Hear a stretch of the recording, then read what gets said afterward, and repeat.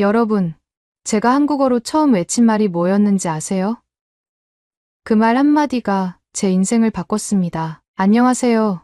저는 미국에서 온 에밀리입니다. 지금은 한국에서 유학 생활을 하고 있지만 사실 몇 년 전까지만 해도 사람들 앞에서 말 한마디 못하던 아이였어요. 심지어 영어로도요. 저는 미국 시카고에서 태어났어요. 가족은 부모님과 2살 어린 남동생이 있습니다. 우리 가족은 평범했지만 저는 조금 특별한 아이였어요. 어려서부터 내성적이었거든요. 말수가 적고 새로운 환경에 적응하는데 시간이 오래 걸렸어요. 특히 사람들 앞에서 말할 때마다 얼굴이 빨개지고 손에 땀이 나서 말을 더듬기 일쑤였죠. 학교에서도 발표 시간이 가장 끔찍했습니다. 초등학교 때 한 번은 미국 역사 발표를 하는데 제 차례가 오자 머리가 새하얘지면서 아무 말도 못했어요. 교실이 조용해졌고 친구들이 쳐다보는데 심장이 너무 빨리 뛰어서 그대로 주저앉고 말았어요. 선생님이 괜찮다고 하셨지만 그때부터 전 더더욱 입을 닫게 되었어요. 그런데 그런 저에게도 유일하게 마음을 활짝 열게 해준 것이 있었습니다. 바로 한국 문화였습니다. 잠깐 여러분 그거 아세요?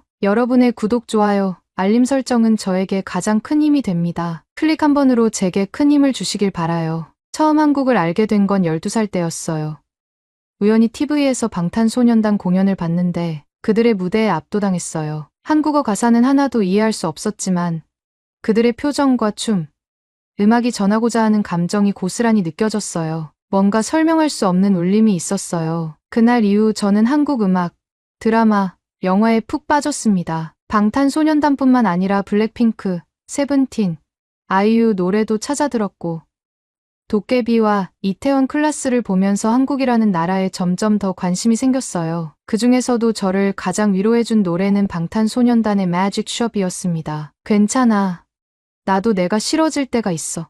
다 포기하고 싶을 때면 내게 돌아와. 그때 넌 나에게 해줬던 그 말, 가사는 몰랐지만 이 노래를 들을 때마다 이상하게 마음이 편안해졌어요. 가사 뜻을 찾아보니 포기하고 싶을 때 문을 열고 들어오면 따뜻한 위로를 받을 수 있다는 내용이었어요. 그걸 보고 한참을 울었습니다. 그리고 그날 저는 처음으로 한국어를 배우기로 결심했어요. 인터넷에서 한국어 가사를 찾아보고 단어 뜻을 외웠어요. 유튜브에서 왕초보 한국어 같은 영상을 보면서 안녕하세요. 저는 에밀리입니다. 같은 기본적인 표현을 따라했어요. 처음엔 너무 어려웠습니다. 영어와 완전히 다른 문법과 발음 때문에 좌절하기도 했어요. 하지만 이상하게도 한국어를 공부하는 게 재미있었어요. 영어로 말하는 건 아직도 어려웠지만 한국어를 배울 때만큼은 왠지 모르게 새로운 세상을 배우는 느낌이었어요. 특히 혼자 한국 노래를 따라 부르는 게 정말 좋았습니다. 어느 날은 방에서 블랙핑크의 How You Like That을 따라 부르다가 남동생이 갑자기 문을 열고 들어와 깜짝 놀랐어요. 뭐야? 너 한국어 할 줄 알아? 라며 신기해하는데 왠지 모르게 뿌듯했습니다. 그때 처음으로 내가 좋아하는 걸 계속하다 보면 언젠가 잘할 수 있을까 하는 생각이 들었어요. 하지만 여전히 사람들 앞에서 목소리를 내는 건 어려웠습니다. 그러던 어느 날 제 인생을 바꾼 한 가지 제안이 들어왔어요. 어머니가 인터넷에서 숲속의 호수 한국어 캠프라는 걸 발견하셨다고 했어요. 미국 미네소타주에 있는 한국어 몰입 캠프인데 참가자들이 24시간 동안 한국어만 사용하면서 한국 문화를 직접 체험하는 곳이었어요. 한국어를 배우는 것도 좋았지만 무엇보다 태권도, 케이팝 댄스, 한국 전통놀이까지 할 수 있다는 점이 매력적이었어요. 하지만 저는 걱정부터 됐어요. 내가 정말 한국어로만 생활할 수 있을까? 말도 못하는데 고민을 하던 중 어머니가 제 손을 꼭 잡고 말씀하셨습니다. 에밀리, 넌 한국 문화를 정말 좋아하잖아. 이번 기회에 한번 용기 내보는 게 어떨까? 어머니의 말이 마음에 와 닿았어요. 저는 정말 한국을 좋아했고 이 기회를 놓치면 두고두고 후회할 것 같았어요. 그리고 무엇보다 저는 한국어를 배워왔습니다. 아직 유창하진 않았지만 내가 좋아하는 언어를 써볼 기회가 생긴다면 해보고 싶었어요. 그래서 결심했어요. 좋아요. 가볼게요. 그런데 예상치 못한 문제가 생겼습니다. 캠프 신청이 이미 마감된 거예요. 올해 참가 신청이 너무 많아서 이달 중순에 벌써 정원이 다 찼다는 거였어요. 대기자 명단이 만들어지고 있을 정도로 인기가 높았어요. 저는 그 사실을 알고 한참을 낙담했습니다. 하지만 어머니는 포기하지 않으셨습니다. 계속 담당자에게 연락하셨고 다행히 취소한 참가자가 한 명 생겨서 간신히 신청할 수 있었어요. 정말 간발의 차였습니다. 한 걸음만 늦었어도 저는 캠프에 갈 수 없었을 거예요. 설렘 반, 걱정 반으로 미네소타로 떠나는 날, 부모님과 동생이 공항까지 배웅을 나왔어요. 어머니는 저를 꼭 안아주시며 말씀하셨습니다. 에밀리, 내 목소리를 찾아와. 그때는 몰랐어요. 그 말이 제 인생을 바꾸는 계기가 될 줄은요. 그리고 저는 숲속의 호수에서 생애 처음으로 내 목소리를 찾게 됩니다. 미네소타에 도착한 날, 캠프 버스를 타고 숲속의 호수로 향하면서 저는 긴장된 마음을 감출 수 없었습니다. 창밖으로 펼쳐진 울창한 숲을 바라보며 정말 한국어로만 생활할 수 있을까 하는 생각이 머릿속을 맴돌았어요. 버스가 캠프 입구에 도착하자 한국 전통 한옥 스타일의 건물이 눈에 들어왔습니다. 입구에는 한국어로 쓰인 환영 현수막이 걸려 있었고 캠프 스태프들이 환하게 웃으며 인사를 건넸어요. 안녕하세요. 잘 오셨습니다. 순간 저는 얼어붙었습니다. 영어가 아닌 한국어로만 인사를 받으니 내가 정말 다른 세계로 들어온 것 같은 기분이 들었어요. 참가자들은 미국 전역에서 온 친구들이었습니다. 저처럼 한국 문화에 관심이 많아서 온 사람도 있었고 부모님이 한국인이어서 한국어를 배우러 온 친구들도 있었어요. 짐을 풀고 오리엔테이션에 참석했는데 여기서는 학생이라는 단어 대신 마을 주민이라는 표현을 쓰고 선생님 대신 촌장님이라고 부른다는 설명을 들었습니다. 그러니까 여기는 단순한 캠프가 아니라 한국 문화를 직접 체험하면서 살아가는 작은 마을 같은 곳이었어요. 처음에는 적응이 쉽지 않았습니다. 가장 어려웠던 건 당연히 한국어만 사용해야 한다는 규칙이었어요. 저는 나름대로 한국어를 공부해왔다고 생각했지만 막상 실전에서 직접 쓰려니 머릿속이 하얘졌어요. 밥을 먹고 싶어도 밥이라는 단어밖에 생각이 안 났고 물을 마시고 싶어도 어떻게 말해야 할지 몰라서 그냥 손짓으로 표현하기도 했어요. 하지만 스태프들은 천천히 말하며 저희가 이해할 수 있도록 도와줬어요. 첫 번째 수업은 K-팝 댄스 수업이었습니다. 저는 방에서 혼자 춤을 따라 해본 적은 있지만 이렇게 많은 사람들 앞에서 춤을 춰본 적은 없었어요. 음악이 흐르고 선생님이 동작을 가르쳐 주기 시작했는데 모두들 신나게 따라하는데 저는 몸이 굳어버렸어요. 다들 거울을 보면서 자신 있게 동작을 따라하는데 저는 내가 잘할 수 있을까 하는 불안감 때문에 움직이기가 힘들었습니다. 그런데 그때 옆에서 춤을 추던 한 친구가 저를 보고 환하게 웃으며 말했어요. 괜찮아. 틀려도 돼. 그냥 즐기면 돼. 그 말을 듣는 순간 저는 어깨에 힘이 쫙 빠졌어요. 여기서는 누구도 저를 비웃거나 평가하지 않았어요. 저는 점점 몸을 움직이기 시작했고 음악이 끝날 때쯤에는 땀을 뻘뻘 흘리며 웃고 있었어요. 그렇게 하루하루가 지나면서 저는 점점 한국어에도 익숙해지고 한국 문화 속으로 깊이 빠져들기 시작했습니다. 하지만 여전히 가장 어려운 건 제 목소리를 내는 일이었어요. 그걸 가장 크게 느낀 건 태권도 수업에서였습니다. 저는 태권도를 배운 적이 있었지만 기합을 넣지 못해서 결국 그만둔 경험이 있었습니다. 그런데 여기 캠프에서도 똑같은 문제가 생겼어요. 촌장님이 이제 앞차기를 하면서 기합을 넣어볼까요? 라고 하셨을 때 저는 또다시 소리를 내지 못했어요. 다른 친구들은 얍 하고 큰 소리를 내며 힘차게 차기를 하는데 저는 입을 뻥긋거리기만 했습니다. 얍제 안에서 분명히 소리를 내려고 했는데 그 소리는 목구멍 안에서만 맴돌고 밖으로 나오지 않았어요. 입을 열어 소리를 내려고 하면 할수록 오히려 더 작아지는 것 같았어요. 결국 제 목소리는 제 안에서만 웅얼거리는 작은 울림으로 사라졌습니다. 촌장님이 다가와 부드럽게 물었습니다. 에밀리, 왜 소리를 내지 않아요? 저는 대답할 수 없었어요. 그냥 고개를 숙이고 말았습니다. 태권도 수업이 끝난 후 저는 숙소로 돌아와 침대에 몸을 던졌습니다. 온몸이 뻐근했지만 무엇보다도 마음이 더 무거웠어요. 오늘도 결국 기합을 제대로 넣지 못한 채 끝나버렸다는 생각이 머릿속을 떠나지 않았습니다. 왜 나는 이렇게 소리를 내는 게 어려울까? 왜 난 이렇게 나약할까? 하지만 곧 저녁 식사 시간이 되었다는 방송이 들려왔고 저는 마지못해 식당으로 향했습니다. 식당에 도착하자 익숙한 고소한 냄새가 퍼졌어요. 테이블 위에는 김치찌개, 불고기, 잡채, 그리고 따끈따끈한 밥이 놓여 있었습니다. 스태프들은 오늘은 한식 데이입니다. 맛있게 드세요 라며 밝게 인사했고 참가자들은 각자 음식을 접시에 담으며 신나 보였어요. 하지만 저는 별로 입맛이 없었습니다. 기합도 넣지 못하고 하루 종일 제대로 말도 못했는데 맛있게 밥을 먹을 기분이 아니었어요. 저는 조용히 자리에 앉아 밥 한 숟갈을 떠 입에 넣었습니다. 그런데 그 순간 입안으로 퍼지는 따뜻하고 짭조름한 맛에 놀랐어요. 김치찌개의 국물이 혀끝을 감싸며 속을 따뜻하게 데워주었어요. 한 숟갈 더 떠서 먹었더니 얼큰한 국물이 목을 타고 넘어가면서 속이 편안해지는 기분이 들었습니다. 불고기도 한 입 먹어봤어요. 달달하면서도 짭짤한 양념이 잘 밴 고기는 씹을수록 부드러웠고 쫄깃한 잡채는 입안에서 기분 좋게 감겼어요. 한참을 먹다 보니 어느새 마음이 편안해지는 느낌이 들었습니다. 그때 같은 테이블에 앉아있던 소피아가 저를 보고 웃으며 말했습니다. 에밀리, 한국 음식 좋아해? 저는 작게 고개를 끄덕이며 대답했어요. 응, 맛있어. 그 말을 하면서도 놀랐어요. 오늘 하루 동안 거의 말도 못했는데 한국 음식을 먹으면서 처음으로 자연스럽게 말을 하게 된 거예요. 소피아가 신나서 말했습니다. 나도 완전 좋아해. 특히 김치찌개 최고야. 이거 먹으면 힘이 나는 기분이야. 힘이 난다. 저는 그 말을 곱씹으며 다시 국물을 한 숟갈 떠서 먹었습니다. 정말 이상하게도 지친 몸과 마음이 조금씩 풀리는 것 같았어요. 얼큰한 국물이 따뜻하게 속을 채우고 부드러운 불고기가 입안에서 녹으면서 피곤했던 하루가 조금씩 위로받는 기분이 들었습니다. 맞아, 나도 이거 먹으니까 힘이 나는 것 같아. 소피아가 활짝 웃으며 제 접시에 잡채를 더 올려주었어요. 그럼 많이 먹어. 내일도 힘내야 하잖아. 저는 그 말을 듣고 작게 웃었어요. 그리고 천천히 밥을 한 숟갈 더 떠 입에 넣었습니다. 그날 밤, 저는 오랜만에 배부르고 따뜻한 기분으로 숙소로 돌아왔어요. 그리고 스스로에게 조용히 다짐했어요. 내일은 조금 더 용기를 내보자. 그렇게 저는 한국 음식과 함께 작은 위로를 받고 다시 한 걸음 나아갈 용기를 얻게 되었습니다. 잘 준비를 마치고 침대에 누웠는데 룸메이트였던 소피아가 말을 걸어왔어요. 에밀리, 혹시 내일 있을 윷놀이 대항전 알고 있어? 윷놀이 대항전은 캠프에서 열리는 가장 큰 행사 중 하나였습니다. 마을 주민들이 팀을 이뤄서 윷놀이를 하는데 우승팀에게는 특별한 상품이 주어진다고 했어요. 소피아가 활짝 웃으며 말했습니다. 우리 팀에서 같이 하자.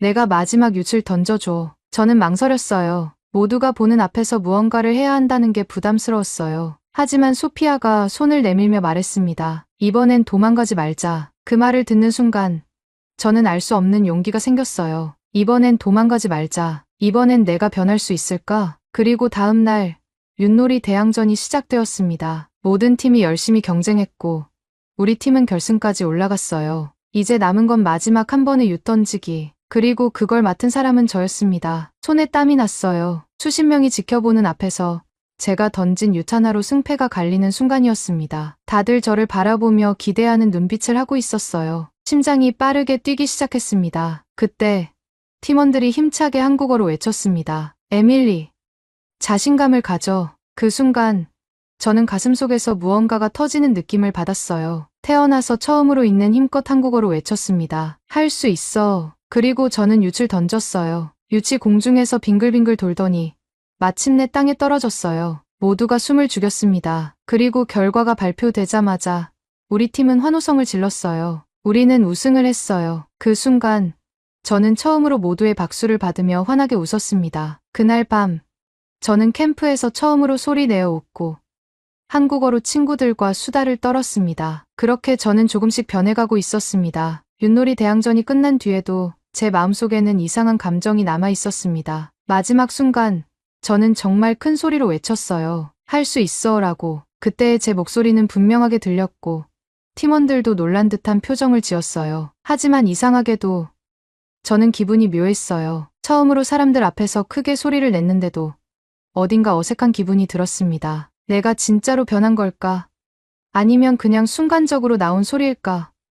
그런 생각이 머릿속을 떠나지 않았어요. 다음 날 아침, 저는 평소보다 일찍 일어났습니다. 숙소 창문을 열어보니 안개가 자욱하게 깔려 있었어요. 신선한 공기가 폐 깊숙이 들어오면서 몸이 상쾌해졌어요. 오늘도 열심히 해보자라는 생각이 들었어요. 하지만 여전히 불안한 마음도 함께였습니다. 아침 식사 후 그날 일정 중 하나였던 전통 공예 체험에 참여하게 되었습니다. 참가자들은 도자기 만들기, 한지 공예, 서예 중 하나를 선택할 수 있었어요. 저는 평소에 글씨 쓰는 걸 좋아했기 때문에 서예를 선택했어요. 서예 수업이 시작되자 촌장님이 한지를 나눠주시며 붓을 건넸어요. 자, 여러분 각자 마음에 드는 한국어 단어를 한 글자씩 써보세요. 한국어 단어라 저는 어떤 글자를 쓸까 고민했습니다. 친구들은 사랑, 행복, 희망 같은 단어를 적고 있었어요. 저는 손에 붓을 들고 한참을 망설였습니다. 그러다 문득 어제 윷놀이 대항전에서 제가 외쳤던 말이 떠올랐어요. 할 수 있어. 어쩌면 지금 제게 가장 필요한 말일지도 모른다고 생각했어요. 저는 조심스럽게 붓을 들어 할이라는 글자를 쓰기 시작했어요. 그런데 손이 떨려서 선이 엉망이 됐어요. 한지를 뒤집고 다시 써봤지만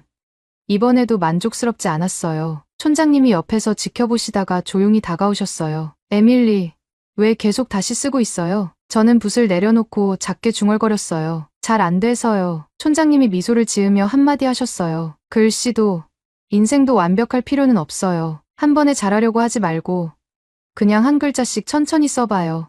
저는 촌장님의 말을 곱씹으며 다시 붓을 들었습니다. 그리고 이번에는 실수해도 괜찮다는 마음으로 할 수 있어를 천천히 써 내려갔어요. 비뚤비뚤했지만 이상하게도 이번에는 만족스러웠어요. 서예 수업이 끝나고 저는 숙소로 돌아와 한지를 가만히 바라봤어요. 그리고 문득 한국어를 공부하기 시작했을 때가 떠올랐어요. 한국어를 처음 접했을 때 저는 한글이 너무 어려웠어요. 영어와 완전히 다른 문법과 발음 때문에 실수도 많았고 나는 아무리 해도 안 될 거야 라고 생각한 적도 많았어요. 하지만 포기하지 않고 계속 공부했더니 이렇게 한국까지 와서 직접 한국어를 쓰고 있잖아요. 저는 서예 작품을 품에 안으며 혼자 중얼거렸어요. 그래, 나도 할 수 있어. 그날 저녁 캠프에서는 특별한 이벤트가 열렸어요. 바로 전통놀이 체험의 마지막 날을 기념하는 작은 발표회였습니다. 참가자들이 직접 배운 것을 발표하는 자리였어요. 저는 원래 발표할 생각이 없었어요. 그냥 조용히 구경만 하고 싶었어요. 그런데 소피아가 다가와서 말했어요. 에밀리,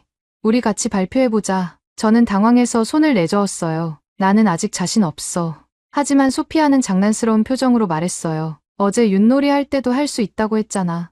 나랑 같이 하면 괜찮을 거야. 그 말을 듣는 순간 저는 망설였습니다. 하지만 어제 윷놀이 때처럼 이번에도 도망치면 또 후회할 것 같았어요. 결국 저는 소피아와 함께 무대에 서기로 했어요. 소피아는 태권도 품새를 보여주기로 했고 저는 서예 작품을 발표하기로 했어요. 무대 뒤에서 기다리면서 제 심장은 터질 듯이 뛰었습니다. 무대 앞에는 캠프 친구들과 스태프들이 앉아 있었어요. 조명이 밝게 켜졌고 소피아가 먼저 나가서 태권도를 시연했어요. 힘찬 기합 소리가 울려 퍼졌고 모두가 박수를 보냈어요. 이제 제 차례였습니다. 저는 조심스럽게 무대에 올라가 마이크를 들었습니다. 목이 바짝 말랐어요. 그리고 서예 작품을 꺼내 들었어요. 저는 한국어를 좋아합니다. 제 목소리는 아주 작았어요. 객석에 앉아있는 사람들이 조용히 귀를 기울였어요. 저는 떨리는 손으로 서예 작품을 펼쳤어요. 이 글자는 제가 오늘 처음으로 써본 한국어 문장입니다. 저는 깊이 숨을 들이마시고 천천히 글자를 읽었어요. 할 수 있어. 그 순간 저는 깨달았어요. 나는 지금 내 목소리를 내고 있다. 처음으로 한국어를 배웠을 때 저는 이 순간을 상상도 못했어요. 하지만 지금 저는 한국어로 사람들 앞에서 제 이야기를 하고 있었어요. 짧은 발표가 끝나자 객석에서 박수가 터져 나왔습니다. 저는 믿을 수 없다는 표정으로 객석을 바라봤어요. 소피아가 두 엄지를 치켜 세우며 활짝 웃고 있었어요. 그 순간 제 마음속에 따뜻한 감정이 퍼졌어요. 정말로 나는 변하고 있구나. 그날 밤 저는 침대에 누워서 다시 한번 조용히 중얼거렸어요. 할 수 있어. 이제 그 말이 더 이상 남의 말처럼 들리지 않았어요. 정말로 저는 할 수 있을 것 같았어요. 캠프 마지막 날 저는 가방을 싸면서 여러 가지 생각이 들었습니다. 4주라는 시간이 길다고 생각했는데 막상 끝나고 나니 너무나 짧게 느껴졌어요. 처음 도착했을 때의 저와 지금의 저는 완전히 다른 사람이 되어 있었습니다. 처음엔 낯선 환경과 한국어만 사용해야 한다는 부담감에 걱정이 많았지만 지금은 한국어로 친구들과 농담도 하고 태권도 수업에서도 힘차게 기합을 넣을 수 있는 사람이 되어 있었어요. 출발하기 전 캠프에서 함께했던 친구들과 마지막 인사를 나눴어요. 모두들 아쉬운 표정을 지으며 서로를 꼭 껴안았습니다. 우리 꼭 다시 만나자. 잊지 말고 연락해. 다음엔 한국에서 보자. 한국에서 보자. 처음에는 그 말이 그냥 하는 인사처럼 들렸어요. 하지만 집으로 돌아가고 시간이 지날수록 그 말이 점점 현실이 되고 싶어졌어요. 집으로 돌아온 후에도 캠프에서 친해진 친구들과 꾸준히 연락을 했습니다. 단체 채팅방을 만들어서 서로 일상 이야기를 나누고 한국어 공부도 함께 했어요. 오늘 한국어로 이런 문장을 배웠어. 라며 서로 배운 표현들을 공유하기도 했고 새로 나온 케이팝 노래를 추천하며 따라 부르기도 했어요. 그러다 보니 점점 한국에 가보고 싶다는 생각이 커졌어요. 캠프에서 경험한 한국 문화는 분명히 특별했지만 그것만으로는 부족하다고 느꼈어요. 한국의 진짜 모습을 직접 보고 싶었어요. 그러던 어느 날 소피아가 단체 채팅방에 메시지를 보냈어요. 얘들아, 우리 진짜 한국에 가보는 건 어때? 그 말에 모두가 흥분하기 시작했어요. 진짜? 우리 다 같이? 가고 싶어. 부모님께 말씀드려 볼게.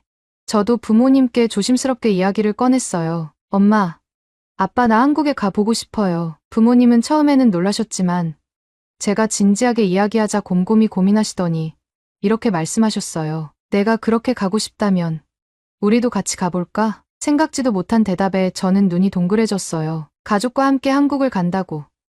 그것도 캠프 친구들과 함께. 그렇게 해서 우리는 한국 여행 계획을 세우기 시작했어요. 저희 가족뿐만 아니라 캠프 친구들의 부모님들도 함께 가기로 했어요. 서로 날짜를 맞추고 어디를 갈지 정하고 숙소도 예약했어요. 그리고 마침내 우리는 한국으로 떠났습니다. 비행기에서 내려 인천공항에 발을 디딘 순간 저는 믿기지 않았어요. 내가 정말 한국에 왔구나. 공항에서 나와 서울 도심으로 가는 길. 차창 밖으로 펼쳐진 풍경이 너무 신기했어요. 미국과는 완전히 다른 느낌이었어요. 화려한 빌딩, 깨끗한 거리, 그리고 한글 간판들까지. 캠프에서 배웠던 한국어가 실제로 거리 곳곳에서 보이니까 마치 책 속에서만 보던 세계가 현실이 된 것 같았어요. 첫날은 서울 명동을 돌아다녔어요. 거리 곳곳에서 케이팝 노래가 흘러나왔고 맛있는 길거리 음식들이 가득했어요. 친구들과 함께 떡볶이, 호떡, 핫도그 같은 한국 음식들을 하나씩 먹어보았어요. 그 중에서도 떡볶이는 캠프에서 먹었던 것보다 훨씬 더 매콤하고 맛있었어요. 이거 진짜 맛있다. 매운데 계속 먹고 싶어. 모두가 입을 벌벌 떨면서도 계속 먹었어요. 그러면서 웃고 떠들고 사진도 찍었어요. 다음 날은 경복궁에 갔어요. 한복을 빌려 입고 궁 안을 거닐었는데 마치 과거로 돌아간 기분이 들었어요. 한국 전통 건축의 아름다움에 모두 감탄했어요. 가이드분이 한국의 역사에 대해 설명해 주셨는데 캠프에서 배운 것보다 더 깊이 있는 이야기들이라서 정말 흥미로웠어요. 우리 한복 너무 잘 어울리는 거 아니야? 진짜 한국 사람 된 기분이야. 한복을 입고 함께 찍은 사진은 우리 모두의 인생 사진이 되었어요. 그뿐만이 아니었어요. 우리는 한강공원에서 자전거를 타고 노을이 질 때쯤 강가에 앉아 이야기했어요. 여기 너무 좋아. 나중에 다시 오고 싶다. 모두들 같은 생각을 하고 있었어요. 그렇게 일주일 동안 우리는 한국 곳곳을 여행하며 즐거운 시간을 보냈어요. 하지만 시간이 너무 빨리 지나갔어요. 한국을 떠나야 하는 날, 공항으로 가는 길에서 저는 창밖을 바라보며 조용히 생각했어요. 이곳이 정말 떠나고 싶지 않은 곳이구나. 캠프에서 처음 한국 문화를 경험했을 때도 좋았지만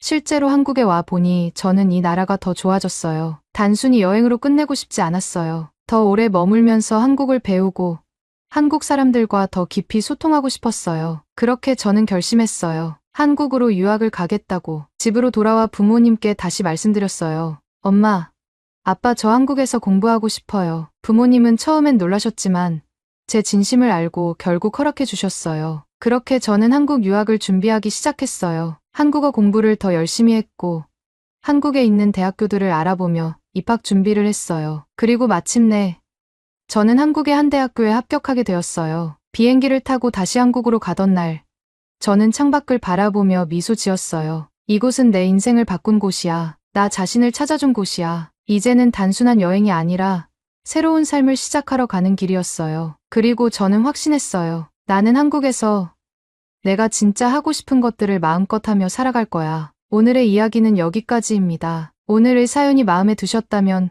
구독, 좋아요 부탁드리겠습니다. 소중한 시간 긴 이야기 끝까지 들어주셔서 진심으로 감사합니다. 앞으로도 더 좋은 사연으로 여러분을 찾아오겠습니다. 시청해 주셔서 감사합니다. 주셔서 감사합니다. 주셔서 감사합니다.